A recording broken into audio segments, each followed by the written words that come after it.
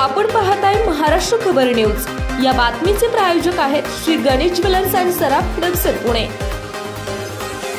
मुख्यमंत्री माझी लाडकी बहीण योजनेत आतापर्यंत महिलांच्या खात्यात 6 महिन्याचे हप्ते जमा झालेत।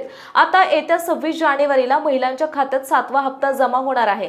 तत्पूर्वी सरकारने महिलांना अर्जाची छाननी करण्याचा इशारा दिला होता। या इशाऱ्यानंतर अनेक महिलांनी नाराज होऊन लाडकी बहीण योजनेचे अर्ज रद्द केलेत, तसेच सरकारने दिलेले पैसे देखील परत केलेत। साधारण 4000 महिलांनी हे पैसे परत केल्याची माहिती आहे। सरकारच्या या धोरणामुळे लाडक्या बहिणी नाराज झाल्याची माहिती आहे। ज्या महिलांनी निकष डावलून अर्ज भरले आहेत अशा महिलांच्या अर्जाची छाननी करणार असल्याचे सरकारने सांगितले होते।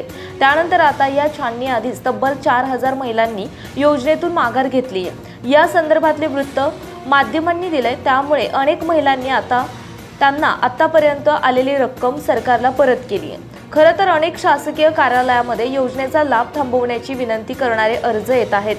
पडताळणीत अपात्र ठरल्यास मिळवलेल्या लाभाची रक्कम दंडासहित वसूल करण्यात येण्याच्या भीतीने लाडक्या बहिणींनी अर्ज माघार घ्यायला सुरुवात केली आहे।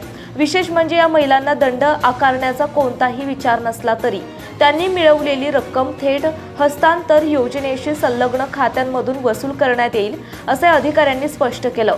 दरम्यान या सगळ्या प्रकारामुळे आतापर्यंत 4000हून अधिक महिलांनी योजनेचे अर्ज मागे घेतलेत। त्यामुळे ज्या महिलांना 6चे 6 हप्ते मिळाले आहेत त्यांना आता 9000 रुपये परत करावे लागणार आहेत। ज्या महिलांच्या खात्यात योजनेचे जितके पैसे आले आहेत तितके परत करावे लागणार आहेत। सरकारच्या या धोरणामुळे लाडकी बहीण नाराज असल्याचं बोललं जात आहे। आपण पाहताय महाराष्ट्र खबर न्यूज। या बातमीचे प्रायोजक आहेत Shri Ganesh jewellers and Saraf products Pune.